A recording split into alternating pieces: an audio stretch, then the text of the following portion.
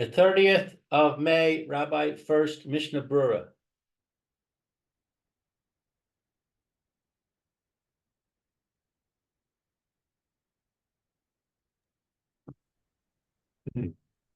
Fine. Okay, good. We are again in Mr. Berura, Lukas Yom Tov. We have been Muksa, okay, Muksa Yom Tov. Everything that's in its place. Okay, we're in Tough Sadi Vey.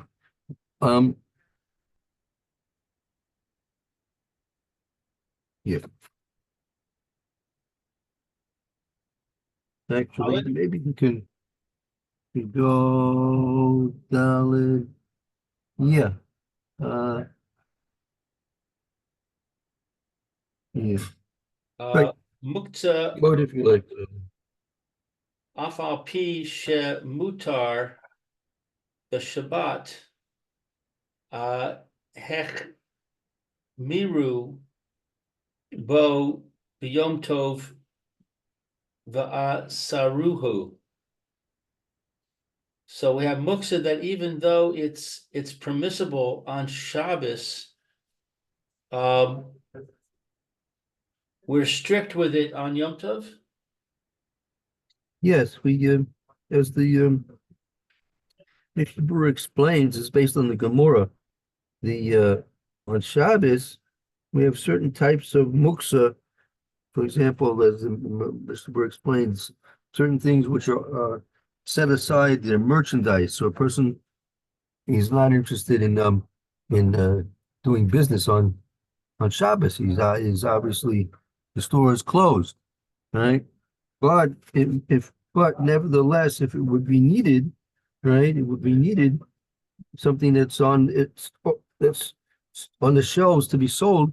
If it would be needed, let's say a person needed an extra bag of potato chips. So theoretically, you go to the store, and even though it's really considered to be muksa because he wasn't planning to do anything except sell it, but now that the need arose on Shabbos and he needed to have an extra bag of potato chips, an extra bottle of wine, so he'll be able to access the bottle of wine or the bag of potatoes, for example, and it won't be considered to be muksa. That's forbidden to him. Nevertheless, that muksa, which is permissible on Shabbos, that same type of muksa would be also on Yom Tov.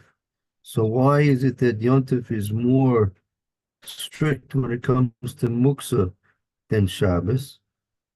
So the answer is given that since in general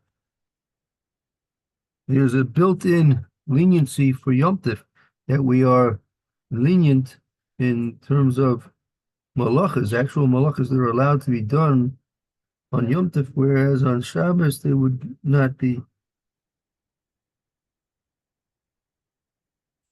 usher. So, but on Yom Tov they are usher, because since the malachas that we do on Yom Tov are essentially lenient compared to Shabbos, so we have to be more stringent in certain aspects of Yom Tov, so we shouldn't come to forget that there's still prohibitions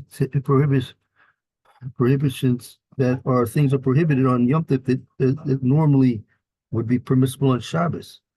Because since we're lenient on Yom Tov in general, we have to be strict about muksa on Yom Tov to help us remember that there are still things which are prohibited nevertheless. And wouldn't come to do any malachas on Yom Tov. So can Therefore, you give an Chazal example? Robert, Yeah. can you give an example of something that's permissible on Shabbos but forbidden on Yom Tov? Yeah, the case that the Mishnah Berurah in terms of muksa, right? Certain types of muksa are allowable. For example, I believe the egg which is born, it was an egg which is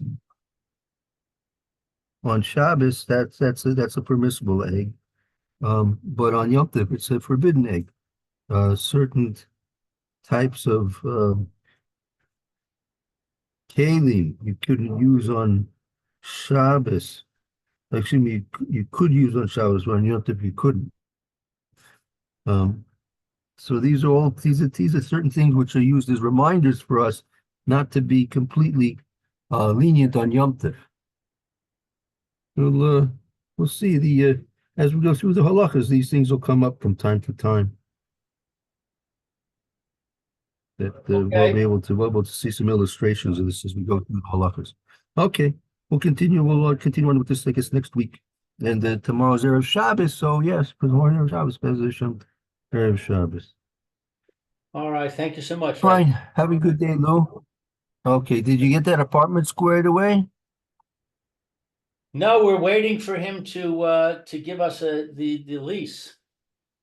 The agent, Ah, the owner is a doctor, and he's very busy.